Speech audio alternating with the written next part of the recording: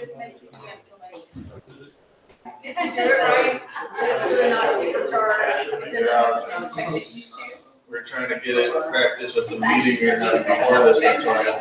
But now it's going to be right away. So we're going to go back to this. I'm always a It's all new to me, but I think I got it figured out.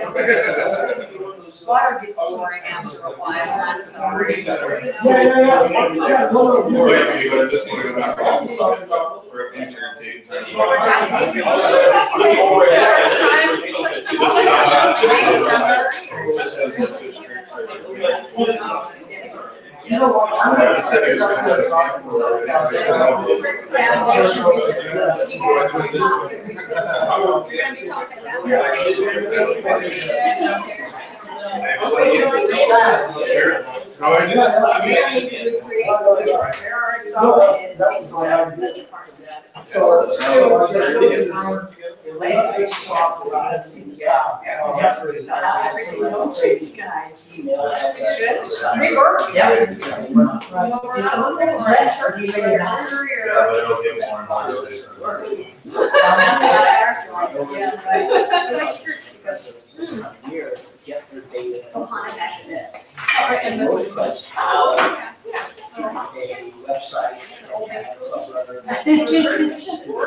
Only 5 minutes or less from our house, which is even better. That's great. Yeah. That's the driving factor. If I have to drive too far anywhere, I'm less likely to go. Yeah. Or be late. Well, we do tend to be late, yes, I will admit. Can somebody get the door? Yeah. There we go. Thanks. Oh, we'll let Paul in. Yay, Paul! Hooray! I've got a nice group of people here. I thought maybe I wouldn't know anybody. Okay. Rotary's a small world. You come to. Your accent, I'm wandering around. It's so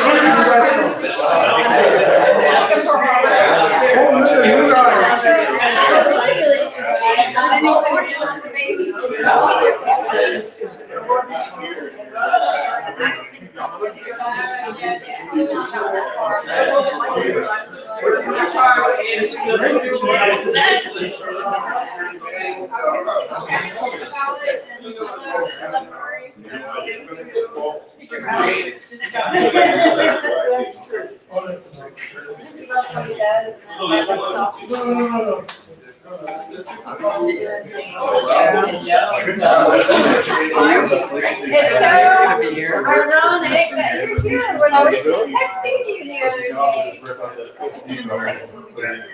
Thank you for your time to Toronto. We do appreciate it. Yes. Yeah, I would just trying to get the thing that's going on. If it doesn't work, then you gotta do something else. Scratch on the door when you get back. I'm streaming right now, Alan said it's pretty fine. I guess when the meeting starts, people kind of talk about it, This building is the most straightforward for getting in. Oh, yeah. Yeah. But this is a nice space. We really looked out. Somebody had, I guess they didn't really back out. They actually upgraded, I guess, from the unit we're in to like a penthouse unit, and then ours opened up like 2 months before, and they're scrambling to get someone to fill it in. Oh. And so our friend was a friend of the agent that's selling it. Found out they couldn't sell for more than the original ask, which was before they even broke ground 3 years ago. So we got a great deal on this place. I was like, I couldn't say no, so I'm kind of overstretched right now. We're still trying to rent our old place right now, so I'm hurting, but it's. Where's your old place? Punch Bowl, it's a little townhouse. Okay. I just had we had a tenant, Yeah. and then she flew in from California, and then 2 weeks into her job, Queens got rid of her department. It's a 3-bedroom, 3-bath. Yeah. Wow. So we downgraded, downsized. What are you looking for? 3,300. Yeah, it's got a 2-car garage. It's almost 1,700 square feet. The reason I'm asking is I sold a place in Keauhou, right? And the tenant that was there decided to move out. Oh. The new guy said she could stay, right? And so she got a place in Epic Beach. Oh. I got a text from her a couple of days ago said the Epic Beach place fell through. And so that's the price range she was paying. She was looking to pay. Yes, they paid me $850, 20 years, but that's all right, yeah. But, she's really good and really clean and Like I said, so I I have a couple people looking at the place already, but like I said, if it falls through, I'll let you know too, and vice versa. Yeah. Yeah, let me know because I at least Thank you. know. Cool. It's not easy to find these places, you know? You said how many square feet was it? Almost 1,700. It's a big size. That's twice the size of my house. Are you ready for that? Yeah, mine is like. Did we invite Marco? Oh, I should eat, right? I actually just come for the food. I just come for the food. Oh my God, it's a whole club meeting.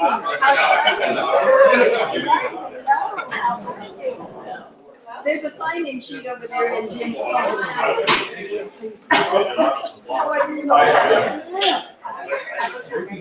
I don't have your phone number. I have the wrong number. Oh, maybe the number I had is wrong. Maybe that's why you never answered.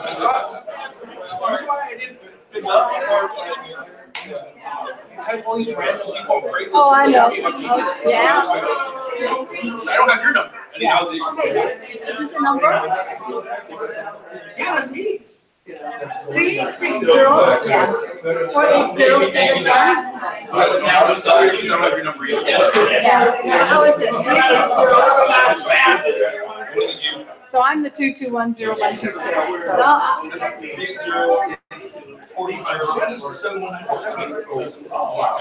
There's no 808. Oh, no, there's no 808, that's why. There's no 808. So Eric was 360. Oh, that's the one. You can only have one earlier according to John. Yeah, oh, you everybody. I should probably get an 808 number. Where is your? Wow. I'm on. Hey, I'm just, it doesn't matter if I'm on my parents. But Oh, it yeah. doesn't matter. You know, honestly, I can. You said you're not doing shifts in the valley. Okay, Oh, got it. They're asking us to come back and they the group got bought out by another group in California. James, you want to get Sam wants to know.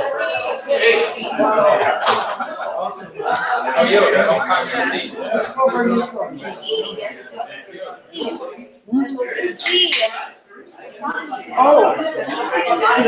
Yeah, that's it. Oh, okay, my name is Mark. I'm from Melbourne. Yeah. That is a long way to come, huh? Okay, so I finished the minutes. Great. I sent them to, I finished the minutes. I sent them to, you did, I told you where. Was it with, Randy somewhere? Okay, was it at that dinner? I think he was at that bar. Yeah, I thought so. Yes. Virtually.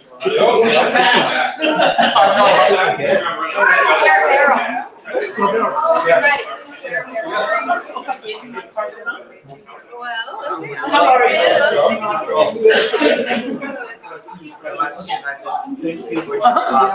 Everybody else has?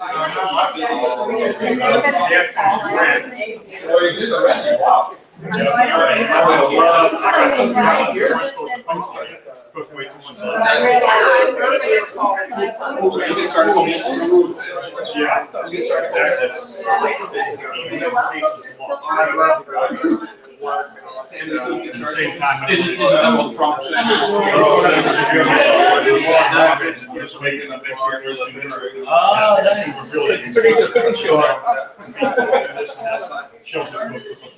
Well, good, I won't be looking for you then. Is Gloria also going to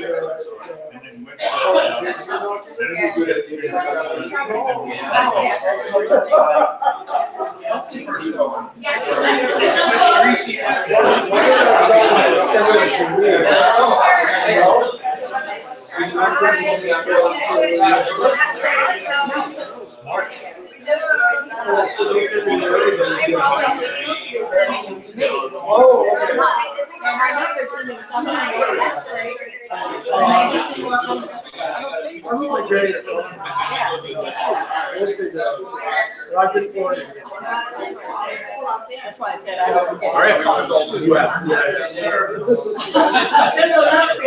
But I have to make sure that that is just.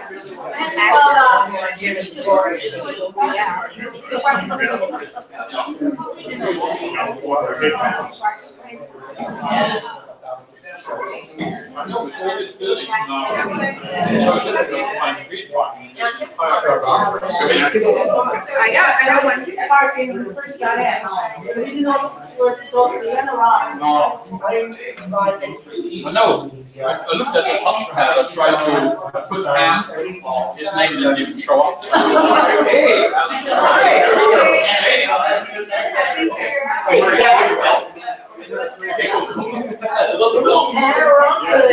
can you see how many people are here?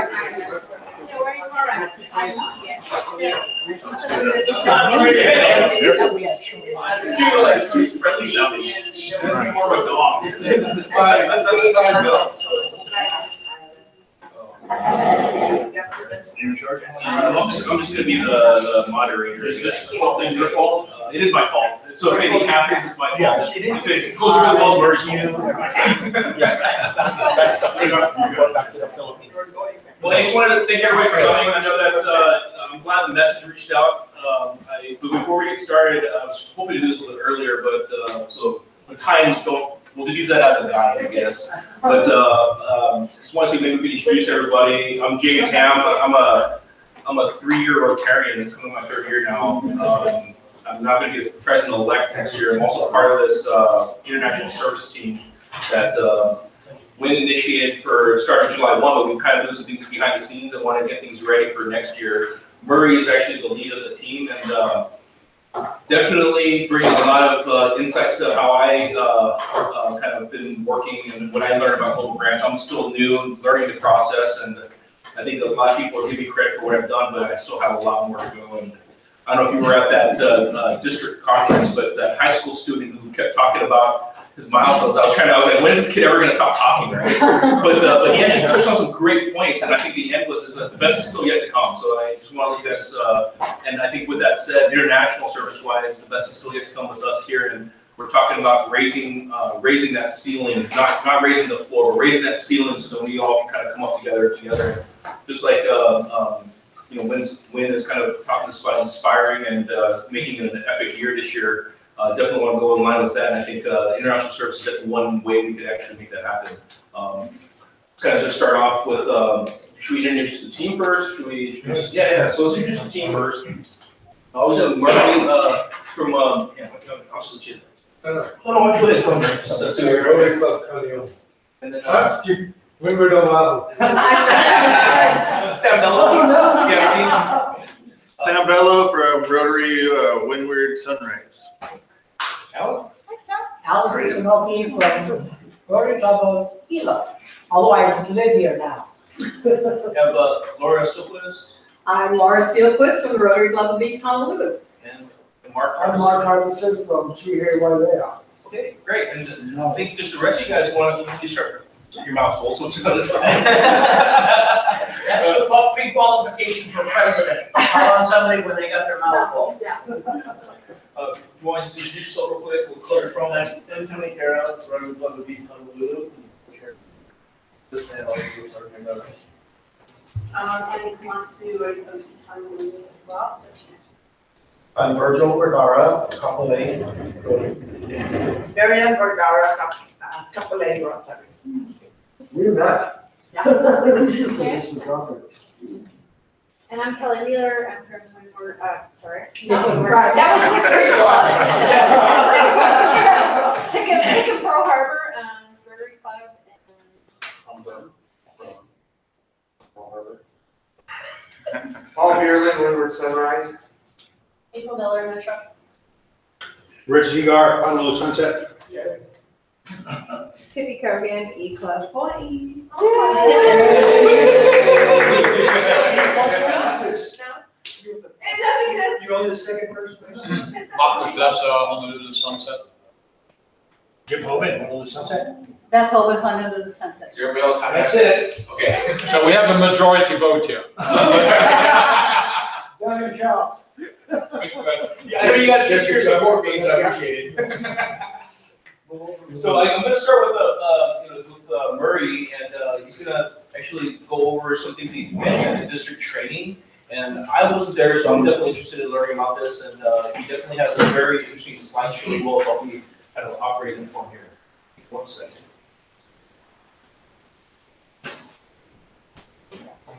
By the way, while we're doing that, we are recording it and live streaming it to other Rotarians around the district, so. James, there's one person that we neglected to introduce. And that's our Oh, of course. district.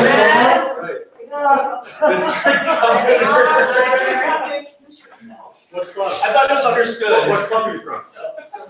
2018-19 district governor, Winshaw.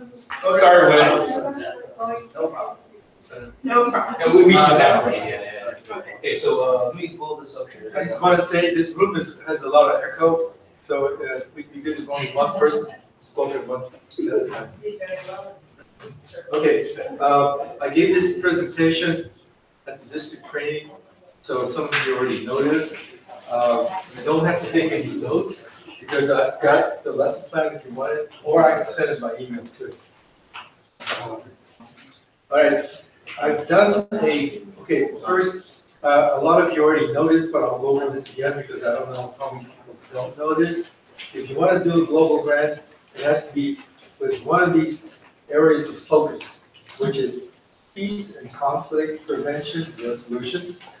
And we have team members on our team, and each person on this team is a specialist in most of these areas of focus. Like Steve Yoshida, he's a peace and conflict prevention specialist.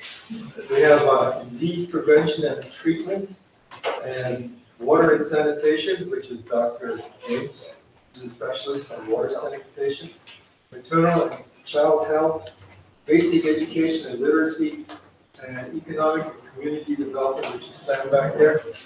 Okay, you can participate in an international service project, and you can either do it by initiating a global grant, which cost will have to be 30,000 or more, or a vocational training team. The global grant needs to be submitted by 1 October to either Dr. James or Mark Harvison. Okay, so I did a global grant 4 years ago, and one in Thailand, and I did it on COPD equipment for Lumpong Hospital. So I found out that 10% of the Thais have COPD, so I decided to do this project. The reason they have COPD is because they smoke unfiltered cigarettes and because they burn their rice paddies 3 times a year, up to 3 times a year. Okay.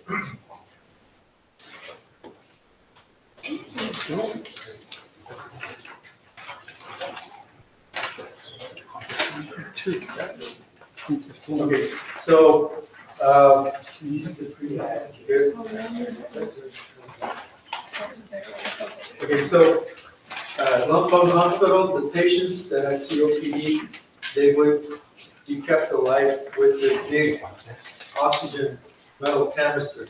That meant they had to be actually in the hospital. They couldn't be at home.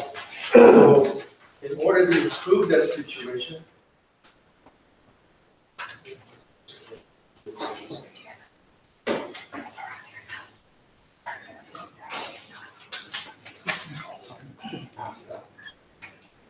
You're a better doctor than the check. I know. He's using it out, though, That's right. Get a PC. In order to improve that situation for the patients, we purchased these new COPD machines. That meant they could be at home and they didn't have to be in a hospital. Because the machine, I wrote up the grant, so there's the hospital owns the machine. The Rotarians over there in North Brava, they made sure everything was done right, and the hospital staff trained the patient's family in the use of this machine. So now the patient can peacefully be at home, and the bed then it's 2 for 1. The bed then is free for a patient that does not have COPD. So we bought 74 of those machines for $34,000. Not advancing, sorry. The Rotarians in North Brava, which is they contributed 12% of their funds to this project. It wasn't all paid for by us in this district.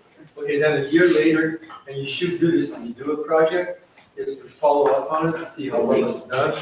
So a year later, I came and I visited some of the patients in their homes. They no longer have to be in the hospital, and so this is one of the patients. In fact, this picture is on the Rotary International website, because I put that global brand on there. And here's a second patient right there. And this one, I felt sorry for this lady because both her husband and her son died fighting on the southern border of Thailand with terrorists that come across the Malaysian border. She was all alone, but at least she got one of these machines. This is my counterpart. It's extremely important if you have one over there in that country that you can trust. And I fully trust past district governor Anurag. He's been here a couple of times, and here we're going over the paperwork. There's Lori. She was the club president at the time. She approved this grant, and she's very good with people. And the Thais just love her. Okay, it's not all work. You can have fun doing this. Anurag, he owns his very large factory that makes pottery and all. Very high level, very good pottery. And this is the leftover clay. And he made a big pot out of it. So then, at the end of December 2015, the Glory Park Club went to a Rotary conference in Bangkok, and they displayed a couple of machines. So it's kind of gratifying that people in that district know about our project that we did over there.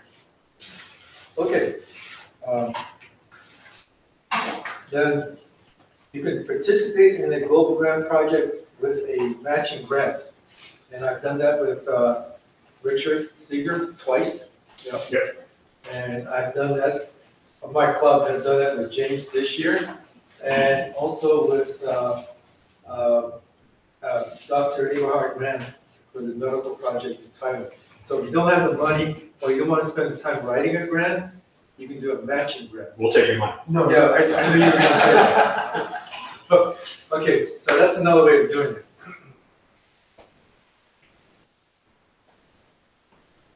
Go to the District 5000 website for a list of global grants that are sponsored by the local clubs in our district, so you know what's up there right now. And James is one of the projects. If you can do an international project for less than 30,000, and you can participate for a district grant with that, and it needs to be done in that year, in the Rotary year. And if you can partner, and then if you submit it by 1 August, submit it to Gloria King and CC to Laura Steelperson back there. Whatever her name is back here. What? Yes. This is all about Okay, so you can do an international project for less than 30,000 by using the district.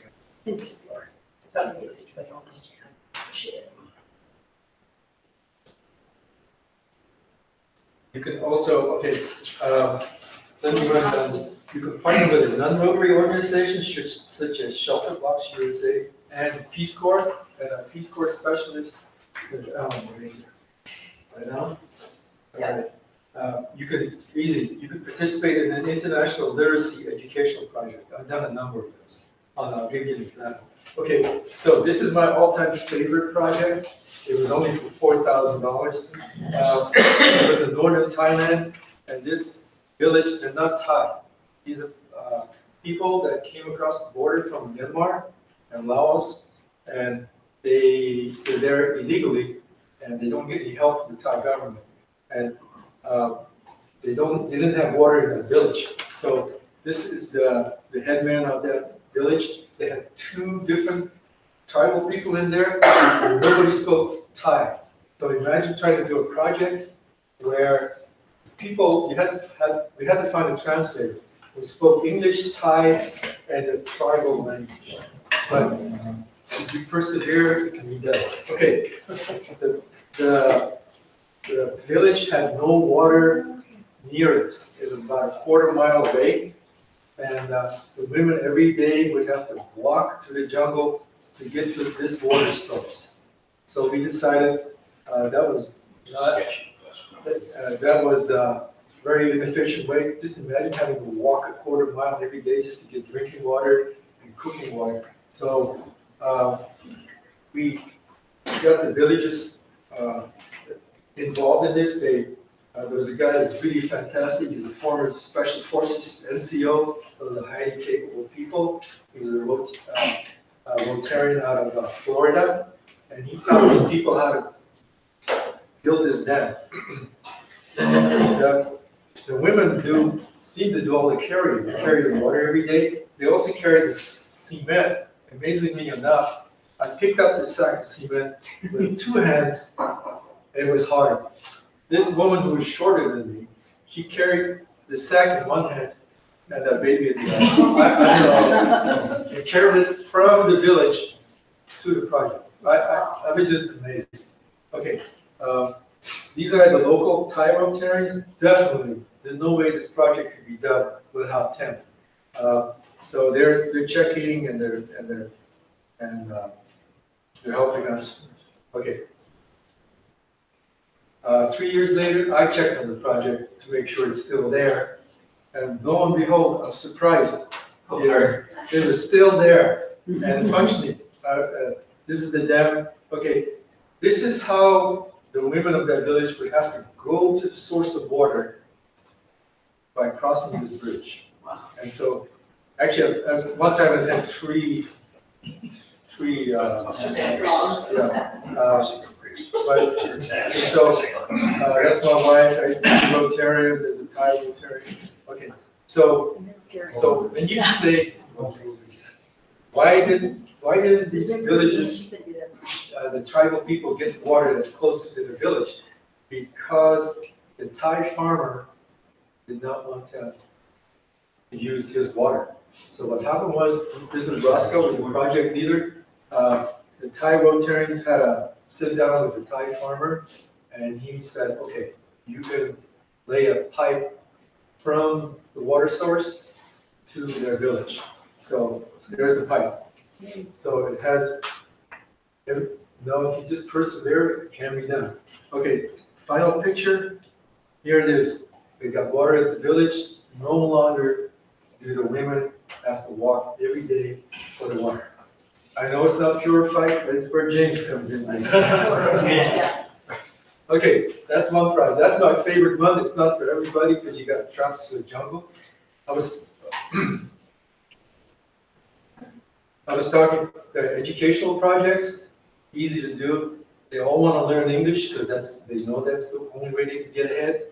And so my wife who's a teacher at Yolani, she just loved being with these little kids. And it's the first time they saw it themselves on a video camera. Okay. I walked into a classroom, and there were a bunch of Americans on the side there to see how this is an older group of students.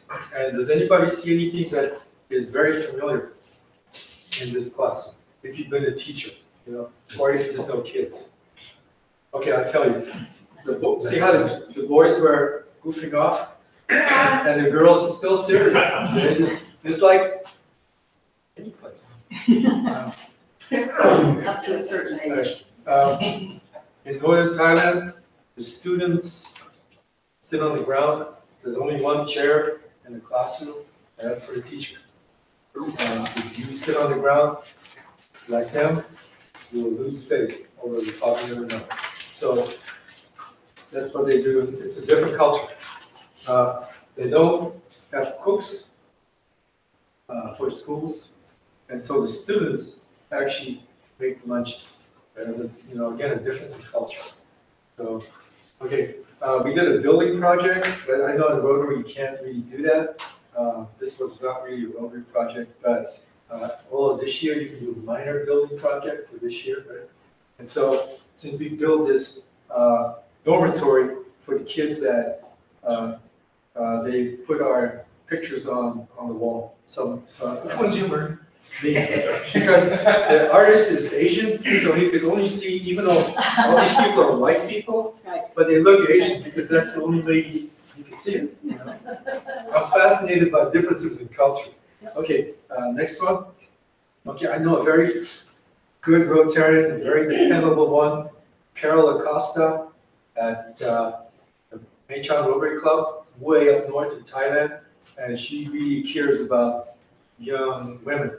And these are illegals from Myanmar, and they were sold into slavery, basically, by their own uncle. And their uncle used the proceeds to buy a house for themselves. So then these rings got put around their neck, so the tourists can gawk at them. But they got rescued by a Catholic church and by Carol right there. And so my club donated, helped donate to the rescue for these two girls. So now they're Carol thinks long term, which I think is really good. She put them in the boarding school, and if they can do well enough to go to college and have an independent, self-reliant life. Okay, this is how heavy these corals are for the adults. 4.4 kilos, which is that's about 9.9 pounds. We rescued them from that. Okay, there are many orphanages in northern Thailand because a lot of parents, I don't know, they died from AIDS, or they're in jail, or I don't know, their dads just skip out. And so here's just a sample orphanage. Again, Carol brought us there. You can go on with this. And then Lori brought a lot of toys and clothes. Lori really likes kids. It's great to have her along. Okay, this is just, my wife took this picture of this girl. That's her first toy ever. So it's gratifying to see that. Okay, now you have friendship exchanges. I've done a number of these. So Irina, she's probably watching us right now. Irina was great. She was with us in March, and she's there with my wife, and we had her for 4 days and 4 nights. And then a couple other Rotarians after too. So this was a really good friendship exchange, and I'm really glad I got to meet Irina. Great Rotarian. Okay, Lori really likes people too, so this is Thais came over from Dorpa Brat, and they came here for the peace conference and another time friendship exchange. And here we're partying at Lori's home. And then when we went there, they picked us up at Chiang Mai Airport, and some of the Thais drove 2 hours to welcome us. Okay, then we visited various clubs, Rotary clubs, and then Lori was the president that year, and so was Carol, and they exchanged back. Okay, another Kelly and Vernon, and my wife and I, and Mark, Miriam, and Kathleen, and a couple other Rotarians. We were on this Neural Commission in Myanmar 2 years ago. It was not a Rotary project, but there were about 10 Rotarians on there anyway. So they added that to their banner, Rotary International Members. These people, Kelly and Vernon know this, these people are so poor, they waited for 3 days and 3 nights for us, for that clinic to open, so we can help them. And they stayed there overnight. These pictures are from Kelly right there, because she's has a super camera. I only have one. So this is a mother and daughter waiting to be helped. Light the pace because it's in Myanmar, so it's protect their skin against the sun because they don't want to get any darker than they could help it. Part of their culture. This is a dentist. These are all Burmese doctors that live in America and paid back.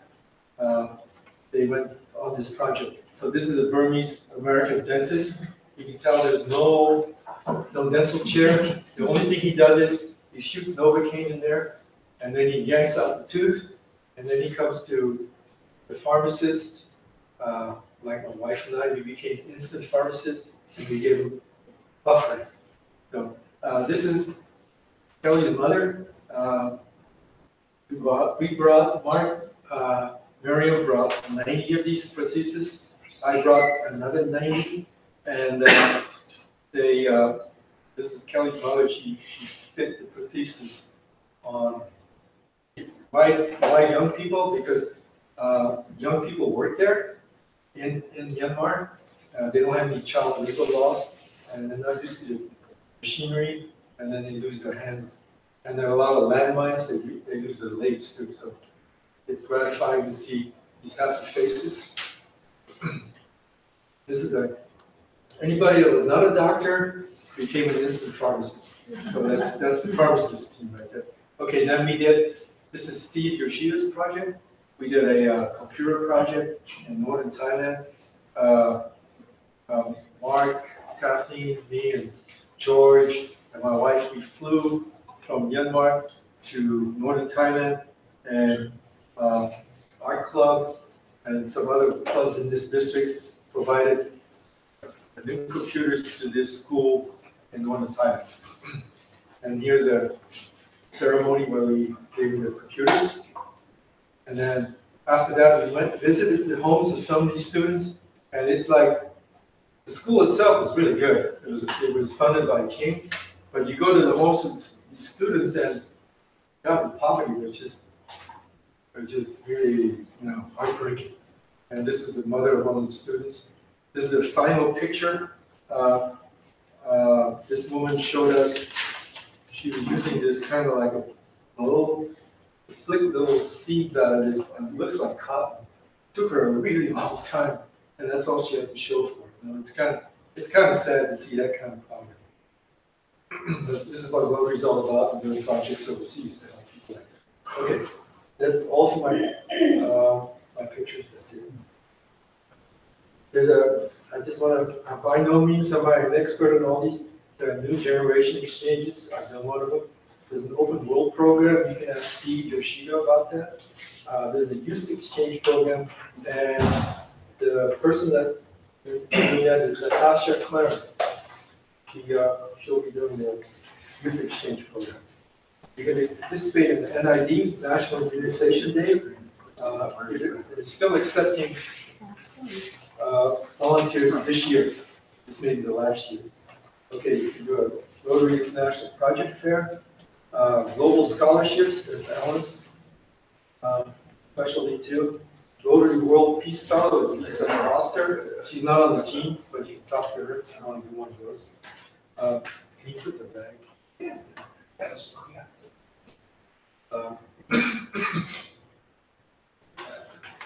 If you want ideas to do a global grant or a project, I highly recommend going. There's some few handouts left.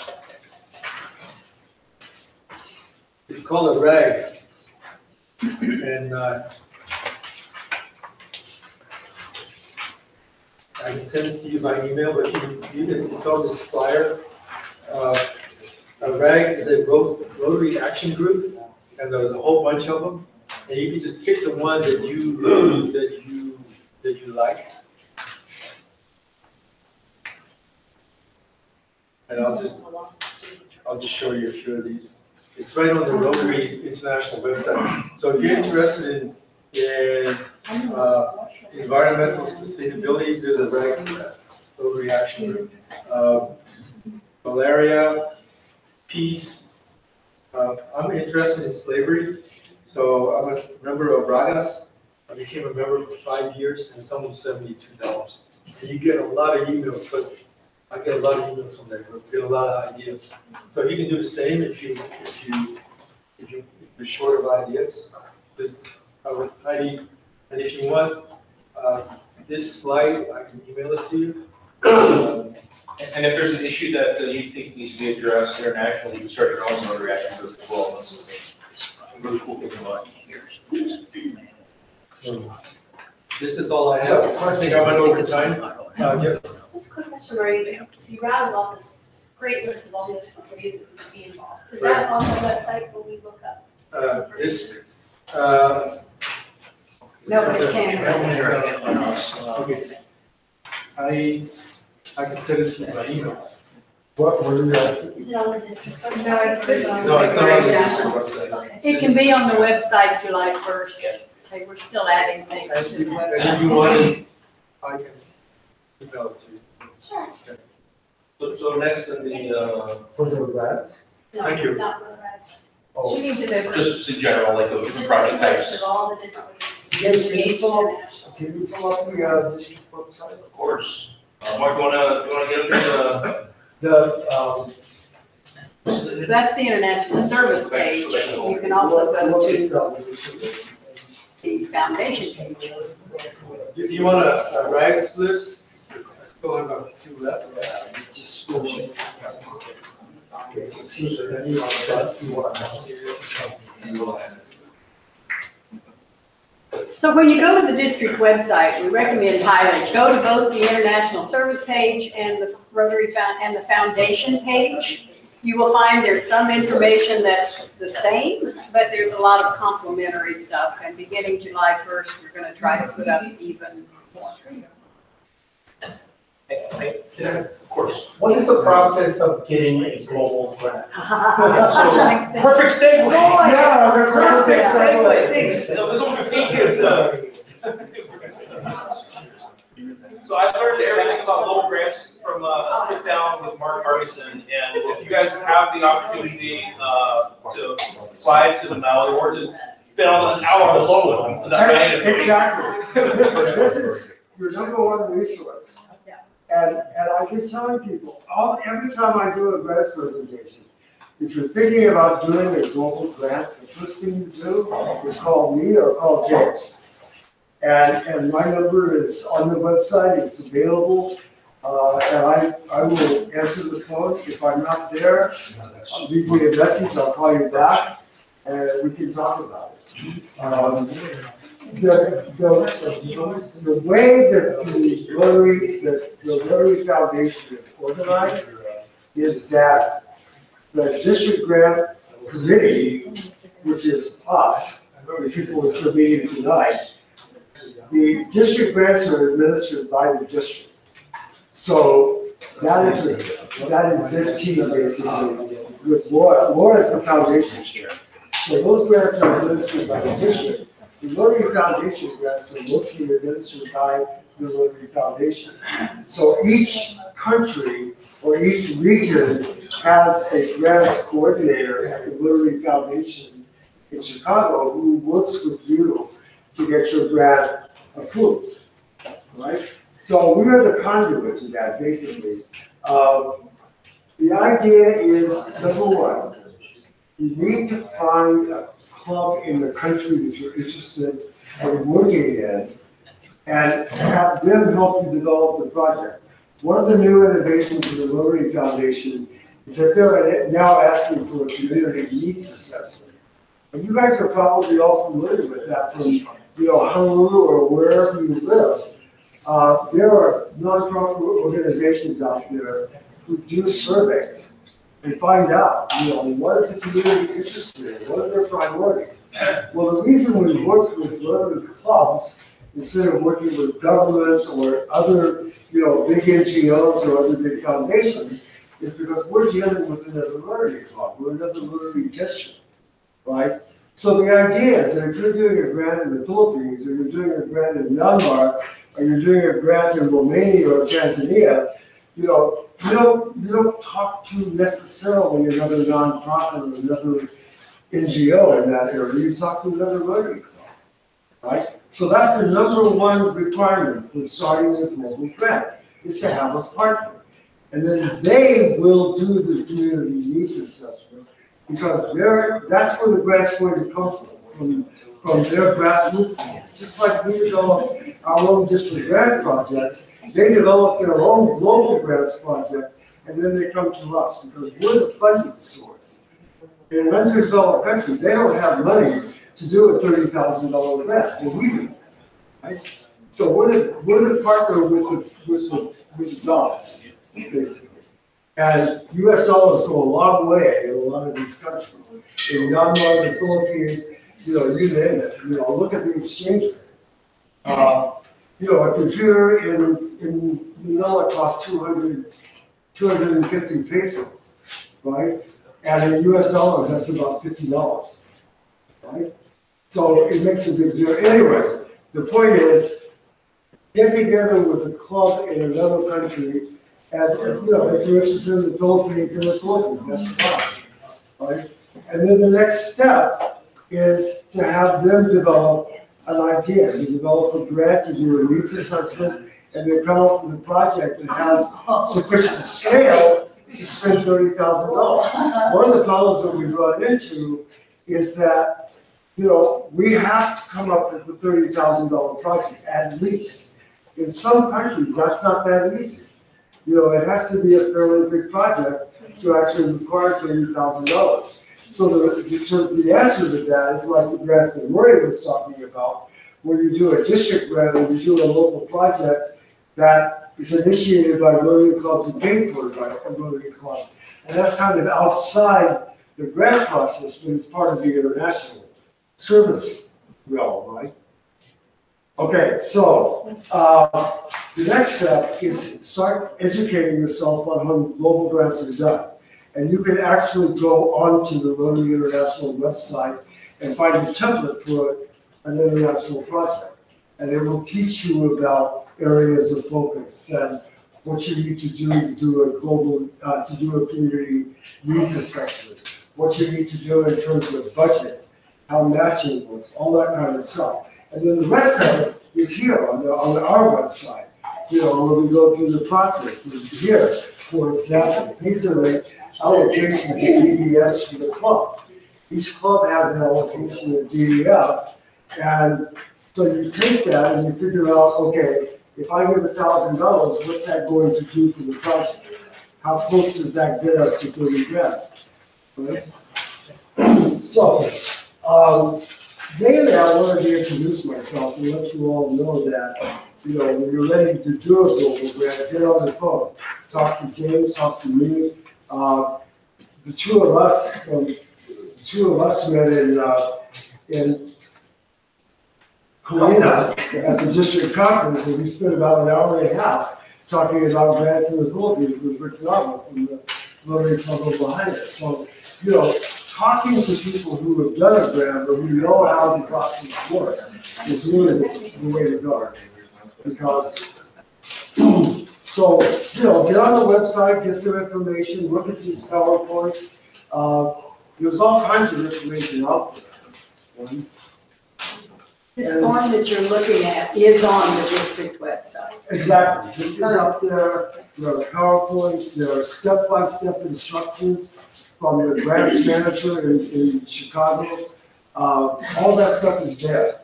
So, there's no way I can go through it in 10 minutes, but it's there for you to find and take a look. Go in there and browse and see what you can find. And then when you're ready to go, call me. What's your number? 808. It's on the district website too, but that's. 283-3785. Yeah. Mark. Smart purpose.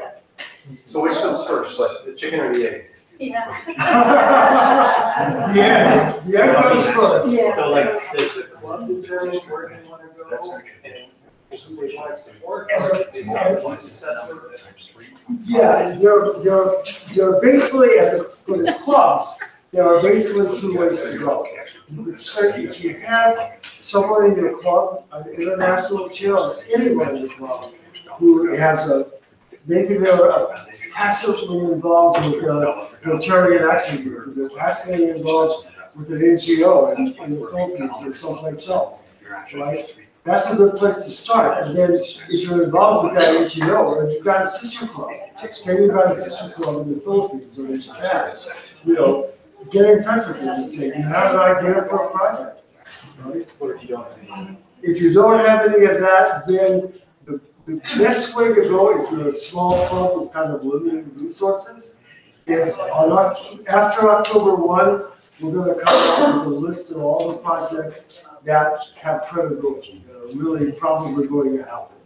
And at that point, you can start contacting the leader of that branch in that club and figure out if you can join their grant. Okay. Because no one can do a grant by themselves. We all need partners, right? So that's one way to go if you're not sure, and that's a good way to get your feet wet, so to speak, right? So I have a question, I guess for when, I guess it was last year or 2 years ago, there was like a kind of district rally and that took them to was it Myanmar, was that with, Kathleen and Mark? Right. That did that, so it was kind of district-wide type of focus. Are we gonna do, I mean, I know human trafficking is kind of your big focus, are we doing anything internationally like that for your district in the next year or two? So although we often talk about global grants in terms of doing an international service project overseas, you can do a global grant locally. It's a little more difficult to do, Clint Schroeder did have an area that he wanted to focus on and developed a grant through Metro. Metropolitan Rotary Club was kind of the lead on that, and I think that's continuing this coming year. But we're looking at the possibility of doing a global grant locally, but it is significantly more challenging. We have asked the clubs already to consider that. Berger will be going to the Philippines in a couple of weeks and team up with Iloilo Rotary to do a water project. What is the next step? The next step is for you guys is to talk to that club in the Philippines. Yeah, it's doing that in a couple of weeks. Yeah. And do some side. And then the next step is to see if they can develop a large enough project that qualifies to do a $30,000 grant. Because in the Philippines, the problem we're running into there now is that their project is only $8,000. And we mentioned this website, matchinggrants.org. One of the problems on that site is that they don't vet those projects, and a lot of them come and they have a budget of $8,000. That's not enough for a global grant. It has to be $30,000 or more, right? And I would suggest that when you're there and as you're talking to them and get questions, either email or call Mark. Yeah. Or James. So we're already talking about. Or Rich. And at the same time, don't feel rushed on this trip to get it done. My Nepal grant that is still we're still working on it. Yeah. Thank you for the clubs that participated by the way as well. But I first went there in 2014, and it's now becoming my third trip to Nepal to finally get this thing going. So. It takes time, it takes energy, it takes those, it takes the warm and fuzzy with that club to really know those people and get it done. And it takes yourself to go there and not do it yourself, but make sure that these things are happening and being able to kind of answer to the questions that your fellow peer are asking. One of the things they could do was start the needs assessment process at this time. So when you go visit in the Philippines, get them started on doing a needs assessment. I think Rick is there now. He's going to go with Yeah. I'll see him there. So yeah, get started. The other thing is, we cannot put in any grants until July 1st. So if you're thinking about doing a grant, don't put it in tomorrow because we can't do that. And I'm actually even gonna add the second half of that, you're not going to put it into the RI website until after it Yeah. has been There's cleared. There's a template that you can do. There's a template. but don't Yeah, hit you could also start, you can use this template, which is an exact copy of what you would do online. And then once you've got that all done, then it's just a matter of cutting and pasting and putting it into the system. You know, but we want to see it first to make sure that it's, you know, credible. Is that on the district website? Yeah, it is. That is. Yeah, yeah. Well, who's the expert in the room on? I'm sorry. Who's the expert? Any of us, either of On us? this? What do you need to know? I'm sorry. Who's the expert in the room? Who is this flow chart? We Yeah. Who created. is? Mark. Yeah. Yeah. I think there was a mistake here. So- Sure, I'll talk to you guys. Okay. Yeah. Oh, did I print off the wrong So one? anyway, I'm gonna get out of here. Yes, and, We have a question and answer period at the end. and also. And also, we're gonna do a round for the Exactly. meeting, yeah. Exactly. So don't Not hesitate just to, here. And also don't feel like I was in the middle of a wedding and I had this idea. And I was in my own wedding. It was a friend's reception. And I called Mark about it right in the middle of the, hey, I got a stupid question for you. Just, these ideas pop up and just realize that Mark is, I don't want to throw Mark under the bus. I'll be happy to filter some of the questions as well. So feel free to, they're available actually. But I'm saying no answer is a stupid answer and like, or a stupid question. I'd say there may be stupid answers, but there might be no questions stupid that way. also, there's a new thing that's happened at the Rotary Foundation level. And that is that once we get to October 1st and we start putting these grants in the system, we can start talking to the grants manager in Chicago that's working on that area. And they can start answering questions. They can start saying, you know, that's not gonna work, so please take it out. Like if you say, you know, we have an NGO that's going to partner with us and they're going to put in $10,000 and they're going to be our cooperative organization. Well, the new rule is that you can't do that.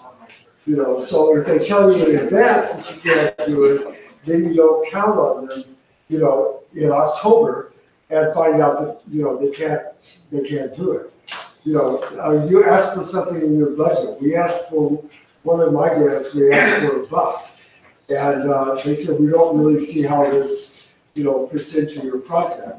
And, you know, so our side tried to explain that how this fits into our project, and they still said, no, it doesn't fit, so take it out. You know, so, you know, there are all kinds of things that come up during the process, which is why some of these grants take a long time to get approved.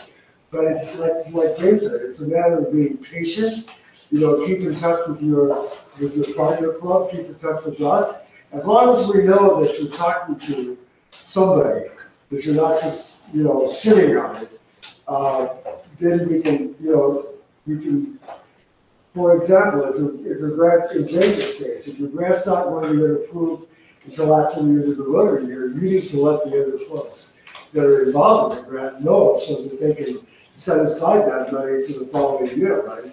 So there are all kinds of things that. So usually how long will it take to get it going? It can take, you know, it can take 4, 5, 6 months, you know. And that's the other thing, like when you're thinking about a project, don't plan to start it in August, because that's not gonna happen, right? If you put your grant in October, it may be approved by March. So keep that in mind when you're planning. An execution timeframe once the grant is approved, the local grant, Mhm. how long do you have to actually execute? Basically, it's 1 year, but the thing is that it's 1 year from the time they pay out the grant. And then also, in the case of global grants, you could do a progress report after 1 year, and then you do a progress report every 6 months, and that keeps the grant going. So you don't absolutely have to be done in Punch 30K in a matter of 6, really executing 6 months. Exactly. That's to, in some cases. So really, the key that I'm hearing is that for because I was going through the whole list of things that were listed off. So global grants, you really have to be thinking super long term, possibly even up to 3 to 4 years of pre-planning. Depending on, depending on how the relationship is and an existing relationship that's there. Matching is a little more of a midterm where we could just find something that's already existing and just tap into it. So for example, like Wynn has a project in Hawaii. And if that, if we're able to make that grant happen, then we'll go out to, we'll be going out to the club and saying, hey, you want to get involved in a trafficking grant in Honolulu. And that's considered an international project at that point right now? It is considered a global grant, so it's not necessarily an international service. The definition of a global grant is an international project that involves a Rotary Club in one country or two countries have to be involved. $30,000. So like unfortunately, you can do a global grant in Western Samoa, but you can't do one in American Samoa because it's a U.S. territory. Unless you have an international. Unless you got an international partner, that's, Yeah. and then you can. Then you could. And and also there's varying types, right? There's training, like we could say we're just gonna talk about the training program, which is actually a very personnel heavy and it's kind of intensive, and you really need those partnerships to really happen and build those partnerships. Whereas something like what we did last year was purchasing medical equipment for a clinic. And get the serial number, make sure that it's the equipment's sustainable. But outside of that, it's write a check for $30,000 and buy the equipment and be done. And that's basically it. Everyone's happy. So it's more like a district grant, Yeah, exactly. So it's there's definitely varying kinds. And it's Rich, go. I'm running out of everyone time. knows Rick. Oh, I'm sorry, one more question. I talked way more than I thought I Well, so you used up all my time. Yeah. You used up all my time, so I got some. would. You can use up all of it. To carry on the question, young lady, as far as the length of time the grant takes, as Jim said, you may just buy something and you're done. The grant I'm gonna talk about right now, there's 25 clubs in the district that are involved with this grant. The grant number is 14-1984-6. 14 is the Rotary year it started in. I just did the final, got approved, by the way. I got the final progress, the final report. The grant was worth $160,000. You've got to account for that very, very accurately. So they just finished. I got the final final report approved about 3-4 weeks ago. Yeah. But we're in the second phase of it now, and I'm going to show you what the first phase was. The third phase, which I'm going to be trying to sell in the district. I got to be careful of what I get yelled at. After July 1st, yes. This is supposed to be. We're getting. We don't take conventions You either. got 5 minutes. I was supposed to have. Okay, yeah, I pointed, when our district governor took that picture at the end of the airport. Yeah, well, all these are all your pictures. And that was in Vienna. We haven't even got to Romania yet. Just grab it. This remaining project, we teamed with Rotoplas initially. And we were trying to solve one of the problems that Rotoplas has. One of the problems was they were way too expensive. We were able to do, by doing things ourselves with in-country contacts, we were able to save a lot of money. But the other thing, the whole idea about this project, it's a vocational training team. It's a team of surgeons that are volunteers from the University of Virginia, primarily University of Virginia and a couple other schools. These doctors give up their time amazingly. They're going to Romania, the idea being similar to Rotoplas, where they get all the people that are going, that need the surgical work, but these guys are going to teach, and which we've been doing for the past 3 years, and we'll do till 2020, teach the local doctors the most current techniques. Because typically with Rotoplas or Smile Train or any of those, they'll get all the people together, they'll do their surgeries, and then they go home. And there's very little follow-up. And they want to take the holistic approach. This is a pediatric craniofacial surgery clinic for Eastern Romania. It's actually all of Eastern Europe by the time it's done. They're trying to take a holistic approach because cleft palate is relatively easy to fix. It may sound a little bit glib, but it can be very easy to fix. But there's dental problems, there's speech therapy problems. there are other problems, other orthodontic problems and such that have to be part of the holistic approach. If we were, okay, VTTs are basically global, typically global grants. Again, with vocational things? Yeah. I'm not very good at PowerPoint, sorry. Next. Okay, that's Dr. Dan Murari. We had the good fortune. Dan came here, and he's now a board certified plastic surgeon. He came here and was doing his residency at Queens and joined our Rotary Club. He and I became very friendly.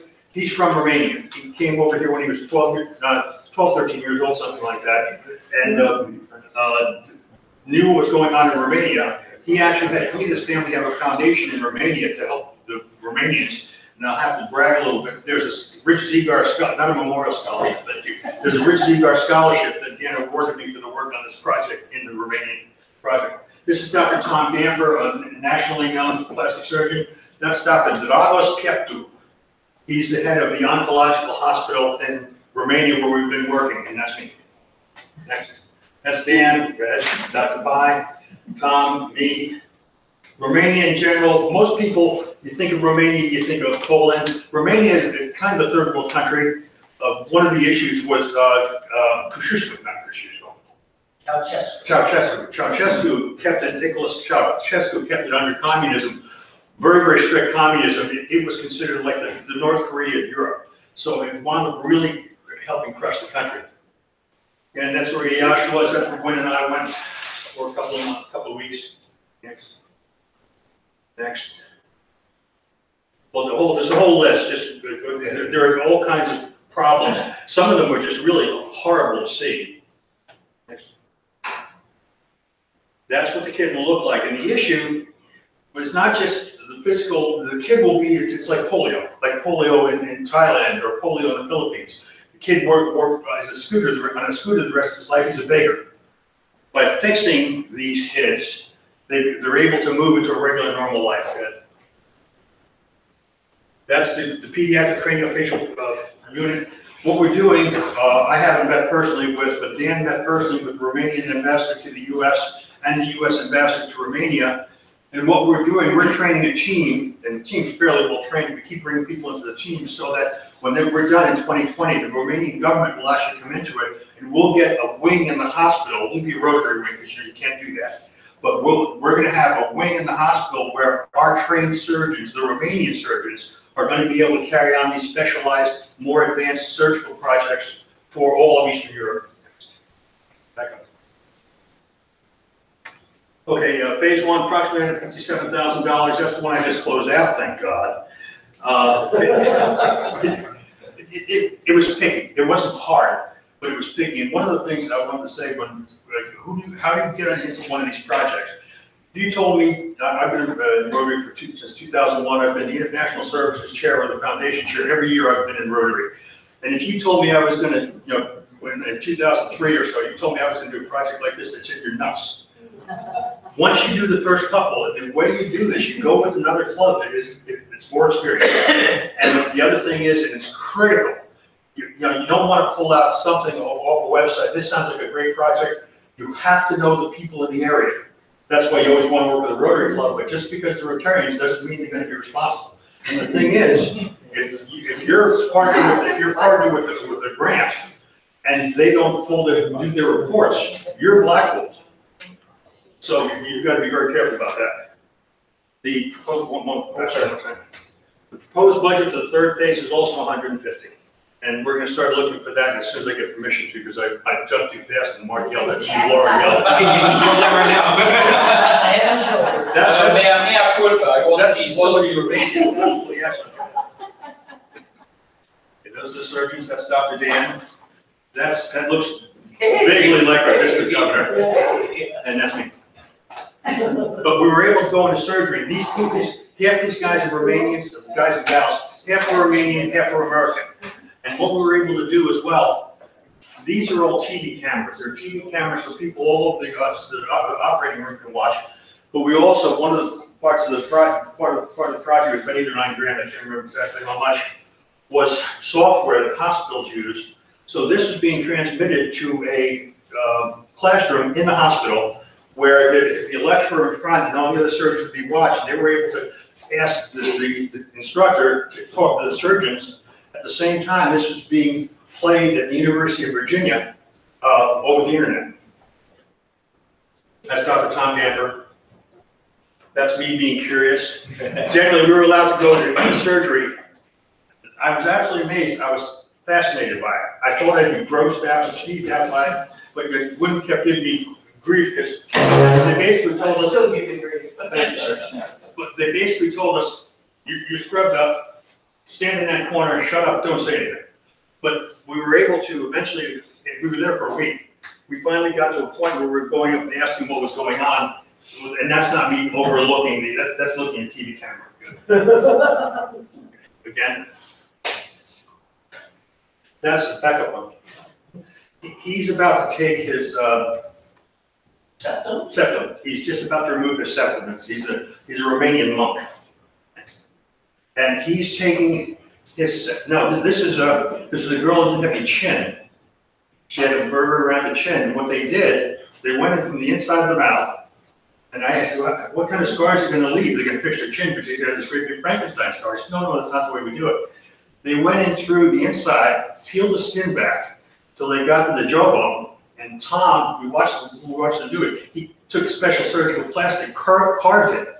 And once he got on the inside, he plugged it in to where it was, and he put a screw in it.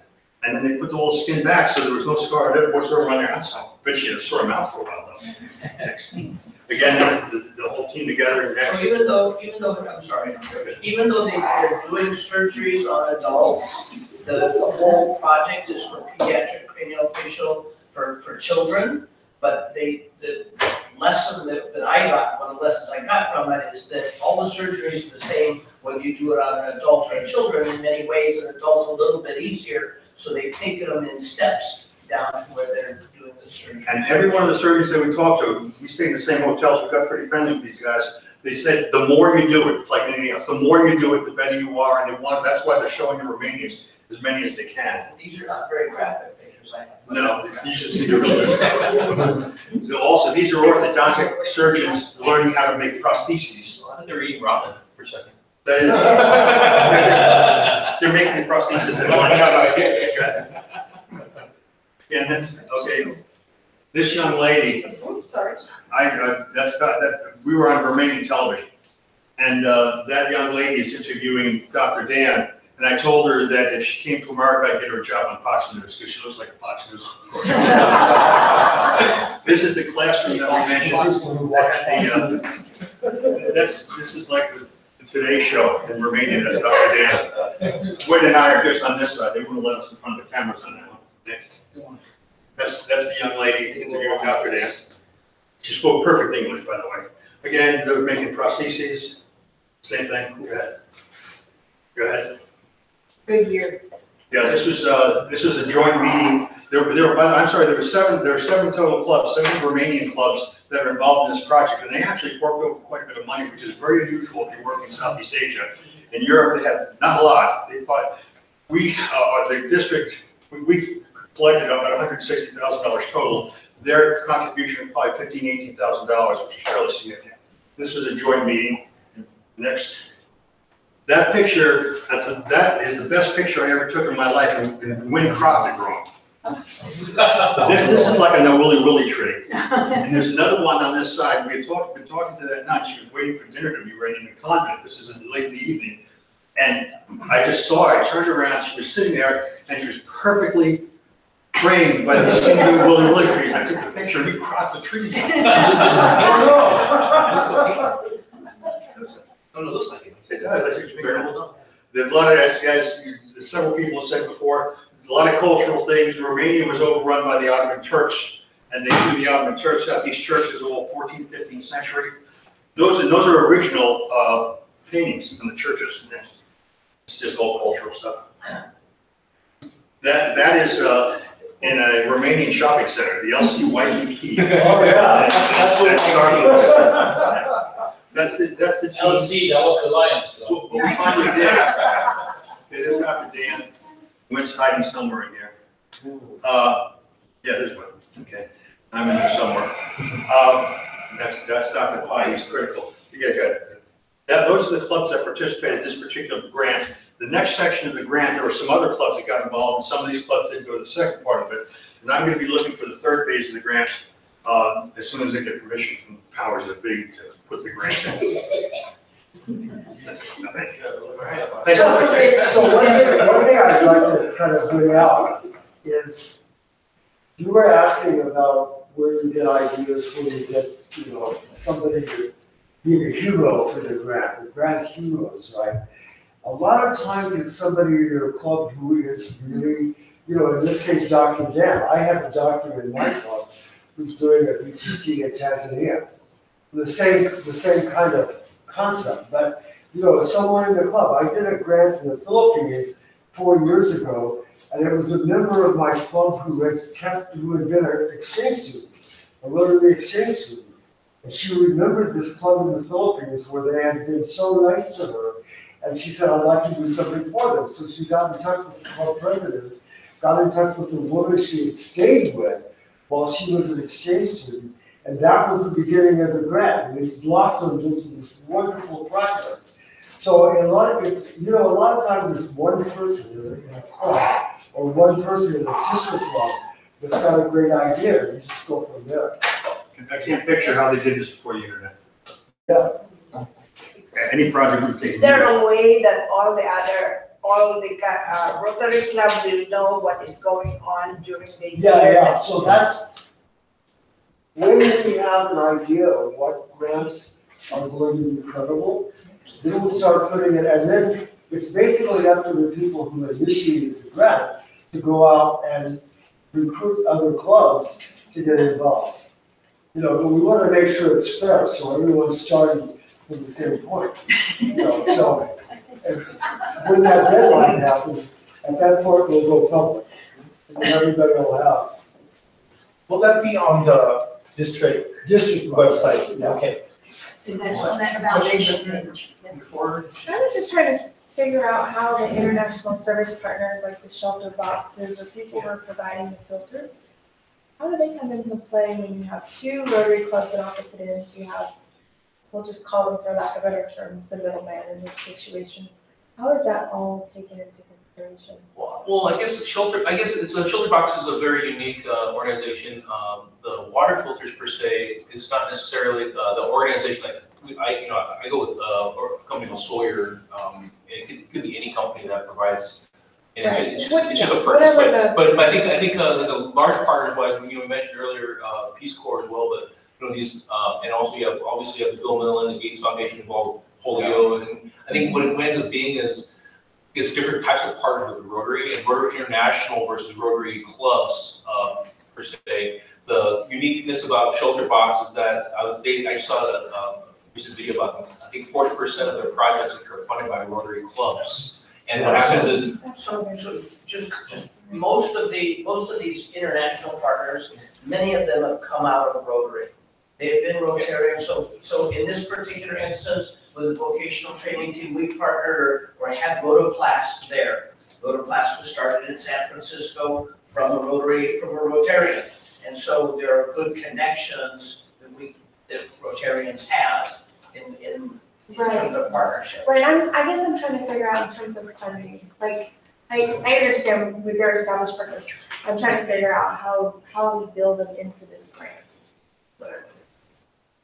And so shelter box doesn't really provide any funds into the project per se. In that case, what happens is our clubs will actually find the funds ourselves in our clubs and purchase the shelter boxes to deliver to these areas in need using local partnerships. Same thing with Rotoplast. Right. As well. So actually, what we run into recently is that even with partners like Shelter Box that are recognized by Rotary International, they don't want them to contribute funding. So, if you're partnering with an NGO or something like that, they can help with implementation, and they can be partners, but they can't provide money. Why not? It's just a rule. It's the ownership of the project has to be Rotary owned. So there's other But they could put the money in an escrow account with Rotary. Offshore. They can donate to a Rotary Club. They can be part of They it. can take over the project. They can be part of the project, but they can't be part of the grant. Right? So, for example, I did a grant in India where the Rotary part of the grant was 200,000, and then another, the International Agency for Preventable Blindness came in with 200,000. But the 200,000 that they contributed, we coordinated with them. They were not part of the Rotary grant. Right, but they were still needed to complete the project. Right. So if they would pull out, then the project would fall apart. Yeah, but they, the agreement was, because you have to, if you have an international partner that is not a Rotary organization, like Shelter Box or like IAPB, you have to have a memorandum of understanding to submit with the grant that guarantees their participation. So we can still use them, but we cannot use them as part Yeah, of the so the Rotary has to know about them. They have to be part of the narrative of the grant, but they can't be part of the funding. You can't ask them for money to put into your project. Right. Right, but you can split the project in two. So when you write the MOU, you say the, Rotary or Shelter Box or whoever it is committing $200,000 to this project. And, that will be forthcoming when the Rotary grant is approved. So at that point, once the Rotary grant is approved, then their part of it kicks in. And, they can have their own requirements. They can say, we'll put in 100,000 and then we want an interim report. Right. We will put in the rest of the 100,000, right? Is there a limit on the grant? Is there a limit on the grant? No, it can be it can be $1 million. There's actually a project that our district is involved in, with a lot of other districts in this year. A big water project, it's over $1 million. Yeah. My question is concerning funding, because there's matching grant money that's involved in most of these projects. And it hasn't really been mentioned. It sounds like the club has to come up with all this money where part of it's matching money that comes back. Oh, yeah. Some of the clubs anyhow. Almost every club gets some form of matching money, small as it may be. That's why you can get 2 or 3 or 4 or 5 small clubs together to do this. Yeah, so this chart shows how much each club has as an allocation of DDF. So if you're spending your own DDF, say your club's allocation is $1,000, yours is 10 times that, but say your allocation is $1,000, right? So the club puts in $1,000, and the district puts in their $1,000 in DDF matching, right? That all goes to the Rotary Foundation, and the Rotary Foundation, what they call the Wolf Fund, matches the DDF for $1,000 and the club for $500. So your total contribution to the grant is $3,500, right? And that's why, and the total Wolf Fund match has to be $15,000, which is why you've got to come up with $15,000, because it all has to be matched, right? The only other question I had is, how is the allocation, I never really understood this, how does the allocation come down so much is in global and district matching and non-district? Currently, the Rotary Foundation allows you, for the district, to take up to 50% of its total DDF allocation for district grants. And that's what our district does. So 50%. Each year, it's decided on each year by the foundation committee. Yeah. Yeah, but for example, in our district, our GDF allocation is $185,000, okay? 92,500 of that automatically goes into district grants.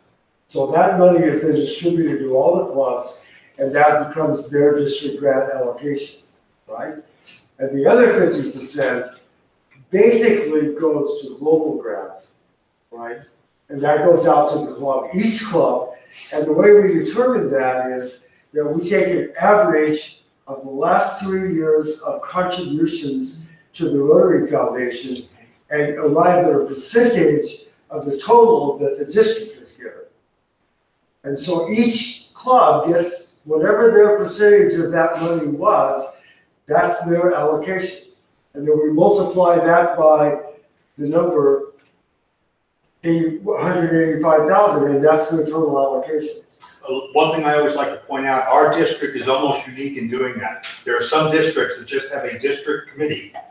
And they all get together, everybody, all the clubs submit the project to the district committee, and you all just go in a big hat, and the district committee decides what's gonna happen. We give the money back, our district gives the money back to us, so we can make the decision ourselves. Exactly.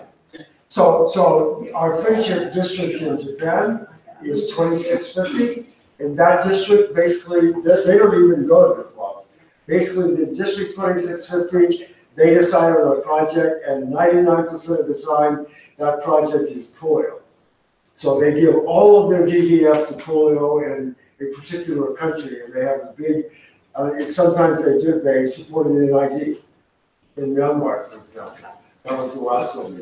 I just want, not to totally belabor the point, I just wanted to bring it up because there's some new people in here that had not been involved in this, that talked about potential grants and things like that. You have to understand where the money comes from. It's the money your club gives to the Rotary Foundation. Exactly. Will come back to the club in 3 years, but you don't need to know all the details, you just need to know that. That's why it's important to support the foundation, because the more you put in, the more you get back. But only the money that you put in as share. Yeah, oh yeah, well, that's the other side. Our share. I can let you guys talk about that, but just to understand, that's where the money's coming from. So you gotta understand how it works. So that's, new guys need to know that. Good point. No, if you look at this chart, you'll see that this is actually, these columns show you how much money you gave in all those 3 years that we're taking the average from. And then you can see how it's calculated, what the percentage is, and how much money comes back to you. So, yeah, I mean, that's the important thing, that what you get as an allocation of district designated funds is what you put in over the last 2 years. But you can still, if the club doesn't get any money from the district, right? If the club decides to give 10,000 for local grant, Rotary International will still match. Oh, yeah. It would just not be 3.5, it would only be 1-to-1, right? Yeah. So you could still do something, but it will, of course, if you put in more tax than your allocation, then it's matched 50 cents. 50 cents off. Okay. Yeah. Club money's only $5. Right. But you can still do it. It doesn't mean you cannot do it. If you're Also, you don't get money from the district. Remind me not to do business with you in the future. I still see a lot of ice spinning around, so we have another question, right? No, I'm just. Well, I don't know if anyone has the answer. I'm just curious as to why is it $30,000 and more? I mean, it seems like we could do a lot of damage in a good sense if it was smaller than that, and we all just attack. You know, the reason is that the one thing we haven't talked about that is really important is that the Rotary Foundation is looking, number one, for projects that are sustainable. And what they found out, because they have all the different Rotarian action groups that are specializing in the areas of focus, the most famous one is the Water and Sanitation Rotarian Action Group. They have actually done studies on matching grants and global grants over the years. And what they found out is that the smaller grants, the $5,000 and $6,000 water projects, after 3 years, they're not working anymore. Because they didn't provide for spare parts, they didn't provide for any training. So they went out and dug a well, and 3 years later, it filled in. You know, so they're looking for sustainability and they're looking for impact. I just think to seed anything with a little bit of money is a great tester. And But see, that's what the district if I does. can finish, and if you can just spread it over. Yeah, international service projects, anything. But that sounded harder than this, right? No, it's not easier, actually, it's a lot, the money gets through a lot faster, That's the way to start too. International service. Yeah. International service. You don't want to team up with 15 clubs. No, you don't. Yeah, so you don't have to do a global grant to do an international project. Right. A lot of those projects that Roy was talking about Yeah. are not global grants, they're just projects that individual clubs put together. Some of those projects that showed you were as little as $5 million. Yeah. For the club. When they went to Myanmar to do a project, yeah, the global grant actually didn't come through. But while they were there, one of the club members came up to them and said, we're working on this project in a village, and it's probably more money than you're, willing to spend, but these people really need toilets. They don't have any toilets, and so the girls can't go to school because they have no place to go, they're having their periods, et cetera. And so finally, French voters said, well, how much money do you need? And they said, $4,000. And Clint raised that money before he even got back to the United States.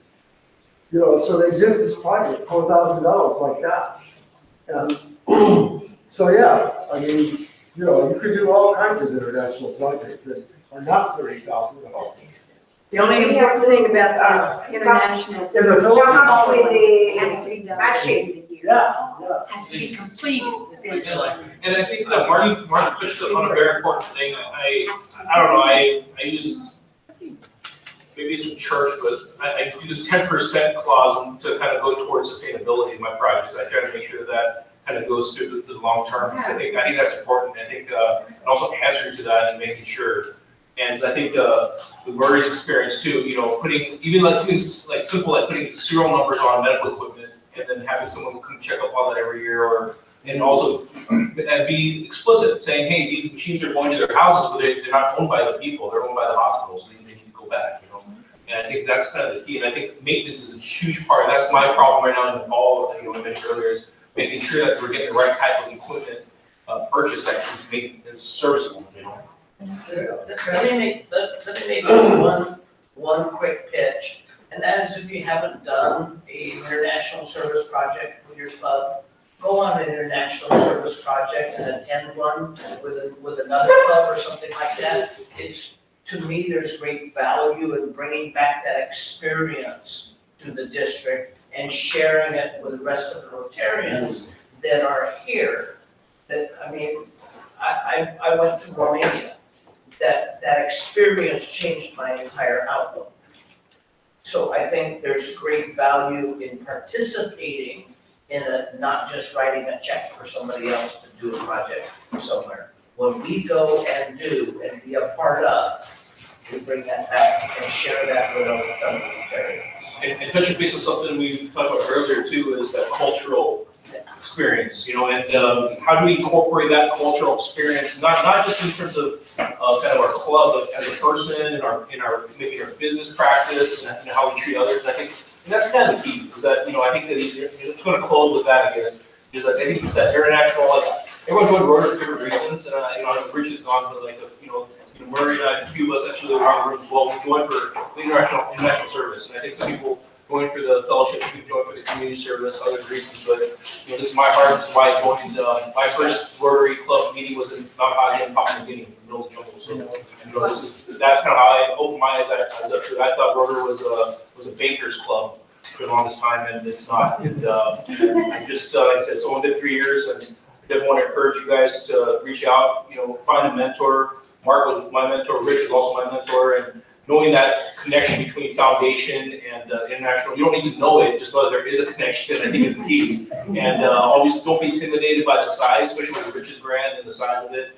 That's definitely a big project, but it's also something to look forward to. And I was trying to say that the idea isn't necessarily to like limit us or to have the same projects or the same people doing projects every year over and over again, and us just write a check, like I was saying. And the key is, the whole idea is to run an action group. The whole point of Rotary is to get involved, and actually do things. And that's what we do. We do things, we do work, right? So whatever you guys do, please, hopefully you guys take this information, try it, but also know that there's still a ton more on the website, a ton more to know about. There are some videos as well, and we did kind of filter through. We might spend a whole night watching some videos, so we'll get that list out to you guys as well, and it'll just kind of explain the basic process. But don't get involved in the nitty gritty. Just kind of, if you have an idea, just I think the first question is there a partner internationally to deal with? Because Rotary is all partnerships, so keep that in mind. Okay. I just want to make a point. This district does have an international service team. There are 8 people on it. The list is, I guess, a number of you have the list. We all each have a specialty. And in this room, there's James, there's Mark, there's Laura, there's Sam, and there's me. And there's some other people that couldn't make it. And lastly, I just want to thank Sam. So, Yay, Sam! So for all you guys watching at home, it's happened because of him, and hopefully we'll have more District 5000 kind of events and meetings broadcast on this platform. Yeah, Sam spent days setting up this equipment. Days. Super excited. All goes well, qualification online. Yay. Exactly. You might be changing the professions here. But all right, and if you guys missed anything, if you guys really want to watch the video, it'll be online for you as well. So thank you again for coming. Appreciate it. And like I said, feel free to ask me more questions tonight or via email, and I'll set up some more questions. So thank you. Thank you for your hospitality.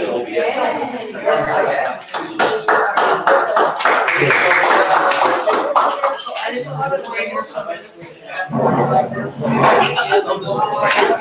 am so happy.